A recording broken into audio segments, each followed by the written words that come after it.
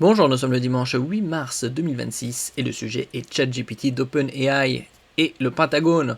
Suite à cette annonce, il y a eu une vague de désinstallation massive, ça a monté jusqu'à 300%. ChatGPT, qui est sorti en novembre 2022, il y a déjà plus de 3 ans, et compte environ 900 millions d'utilisateurs hebdomadaires. Le milliard devrait tomber d'ici quelques mois. OpenAI revoit son accord avec l'armée, mais reconnaît ses limites. En ouvrant la porte de ChatGPT au Pentagone, OpenAI a provoqué la colère de ses utilisateurs et de ses employés. Dos au mur, la startup indique avoir apporté des modifications clés à son accord avec l'armée américaine. OpenAI reconnaît toutefois que son droit au regard sur l'usage de l'intelligence artificielle dans les opérations militaires est plus que limité. N'oubliez pas de vous abonner pour plus de news sur le monde de la high-tech ainsi que les bons plans, également sur mon Twitter et en description sous toutes mes vidéos. Vous pouvez les retrouver dans mes playlists et voir mes articles sur mon blog.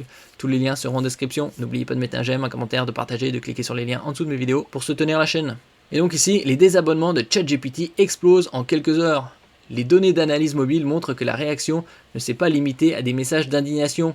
Elle s'est traduite par une chute spectaculaire de l'utilisation de l'application, selon les données relayées par TechCrunch et issues du cabinet Sensor Tower.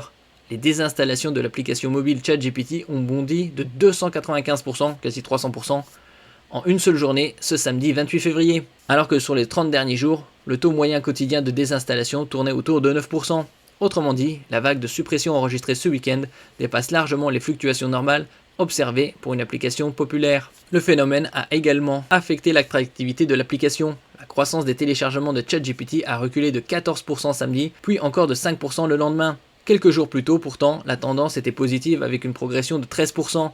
Ainsi, ces chiffres montrent à quel point la perception publique peut influencer l'adoption d'une technologie, même lorsque des milliers de personnes l'ont déjà installée. Donc comme je disais précédemment, il y a environ 900 millions d'utilisateurs de ChatGPT à travers le monde. Là on peut voir par exemple les graphes, ChatGPT au-dessus, ça a descendu vers la fin du mois de février, et ici c'est Claude d'Anthropic. Anthropic profite de la colère des utilisateurs. Dans le même temps, Claude, le concurrent direct de ChatGPT, a bénéficié de cette crise d'image.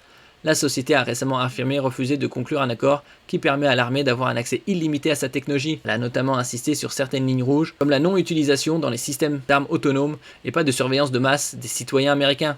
Ce positionnement a visiblement séduit une partie des utilisateurs mécontents d'OpenAI. Les installations de l'application Claude ont progressé de 37% ce 27 février, comme on peut le voir ici, puis de 51% supplémentaires le lendemain. Cela s'est vite traduit dans les classements. L'application a pris la tête de l'App Store américain. Le chatbot d'Anthropic a dépassé ChatGPT pour la première fois en nombre de téléchargements aux États-Unis. Ici le classement. Claude, Anthropic, numéro 1. Merci pour votre écoute et à la prochaine.